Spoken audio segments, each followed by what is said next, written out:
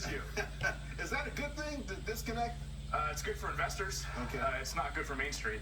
The past 3 years, because of government bailouts, because of printing trillions of dollars, inflation only takes money to the rich. You know, interest rates being high is stimulative to the rich that have money in bank accounts, right? It's not good for Main Street. So we saw the biggest wealth redistribution in history to the rich over the past 3 years. Right. What's interesting is heading into next year, now we're going through a technological revolution, right? And this is only going to continue to divide Main Street and Wall Street. It's great for investors. It's not good for Main Street in the long term because artificial intelligence technology reared its head around the corner in 23. As we head into 2024, that's the year that this technology is going to start to get implemented and drive business efficiency for corporations. It's another way of saying taking jobs.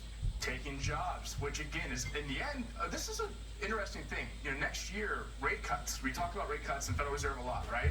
There's 3 additional rate cuts being priced into the market above the 3 that the Federal Reserve wants to do.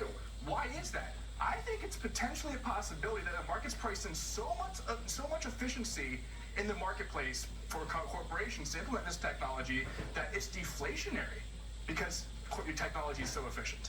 Right. And you know, there's some other things that we can really veer off into. There'll be another push for universal basic income, modern monetary theory. People are out there saying you got to fill that gap. If there's no jobs because robots and AI are doing them, how do people survive and eat? One of the reasons why I think that we are seeing such a strong labor market right now is the final push for these corporations to implement the technology. They need employees to implement this technology. Right. I think this might be the final push before you start to see layoffs happen, which is deflationary in the end. It's great for investors, actually, because corporations are making more money. Right. Not good for Main Street. All right, folks out there, if you're actually working on AI to replace your job, throw a wrench in there. Not metaphorically, put a wrench in the machine so they call you back. You know, That's right. Let's talk about where specifically to make money. You like Mexico. I do. And this goes kind of along with technology. The new nuclear arms race is now a technology arms race with China. And I think geopolitical tensions, you see oil trading at $90 a barrel back in September. Now it's down to $70 because U.S. is producing so much oil. Geopolitical events, I think that's telling of geopolitical events heating up. I think the supply chain will continue to move out of China into Mexico. $40 billion of foreign investment is currently being poured into Mexico, mostly coming from the United States. That's only going to increase. So we own EWW, a Mexico ETF. We love that going into next year. Also, you like Raytheon here. Raytheon because of national defense and geopolitics, right? What's happening in the Middle East, Russia, Ukraine. We think China, Taiwan is going to happen. Raytheon is going to benefit. It's also another thing, company that's probably going to implement AI solutions to become more efficient. If there is a skirmish, and to your point, President Xi telling President Biden to his face that we're going to take Taiwan, we'll do it one way or the other. So it sounds like it's going to happen in his lifetime. Sounds like there's a greater sense of urgency. How does that change your outlook on the overall market? Well, I think that's another reason why we have to pay attention to politics in today's world, because politics influences us, right?